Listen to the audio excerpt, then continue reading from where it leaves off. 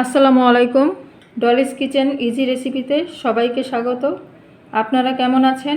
আশা করি ভালো আছেন। আমিও ভালো আছি। বন্ধুরা, আজকের খুবই মজাদার একটি রেসিপি আপনাদের সাথে শেয়ার করব।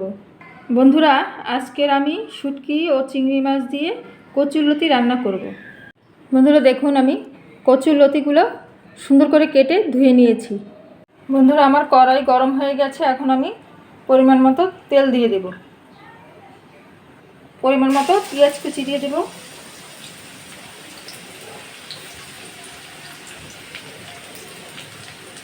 পরিমাণ মতো রসুন বাটা দিয়ে দেব।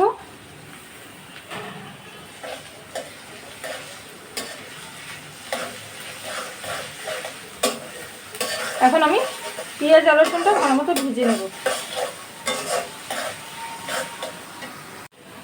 বন্ধুরা, পেঁয়াজ আর রসুনের সাথে চিংড়ি মাছটাও ভেজে নেব।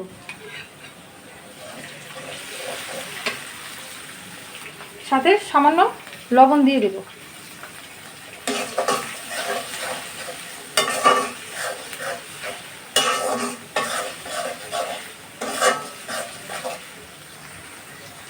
পেঁয়াজ রসুন আর চিংড়ি মাছটা ভাজা হয়ে গেছে। এখন আমি কষানোর জন্য একটু পানি দিয়ে দেব।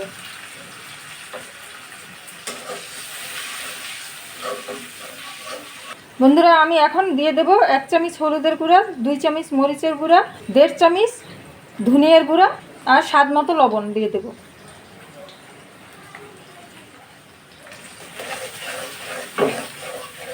আমি এখন মশলাটাকে ভালো মতো কষিয়ে নেব।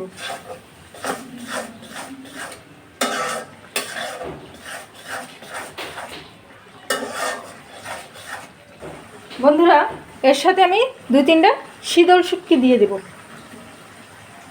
এখন আমি ভালো মতো মশলাটাকে কষিয়ে নেব।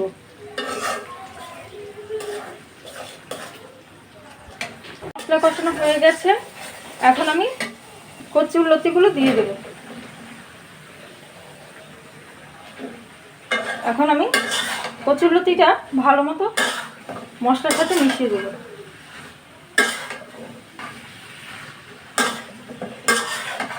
এখন আমি কচুরলতিগুলো 10 মিনিটের মতো কষিয়ে নেব। বন্ধুরা, আমি এখন 3-4টা কাঁচামরিচ দিয়ে দিলাম।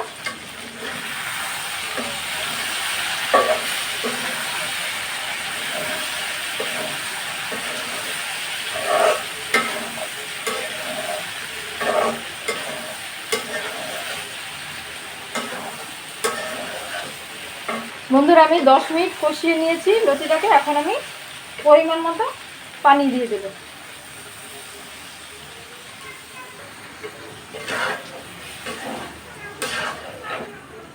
বন্ধুরা, এখন আমি ঢাকনা দিয়ে দেব। বন্ধুরা, ঢাকনাটা উঠিয়ে একটু নাড়াচাড়া দিয়ে দেব।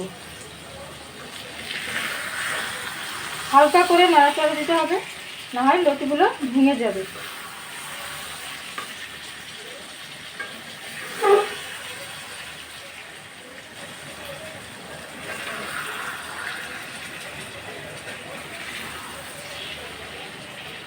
আমার লতি রান্না প্রায় হয়ে গেছে।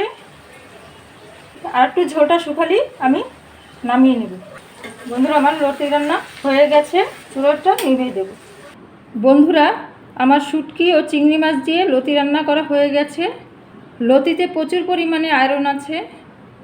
আপনারা এভাবে লতি রান্না করে খেয়ে দেখবেন। আমার ভিডিওটি যদি ভালো লাগে তাহলে লাইক, শেয়ার, সাবস্ক্রাইব করে দেবেন। আল্লাহ হাফেজ।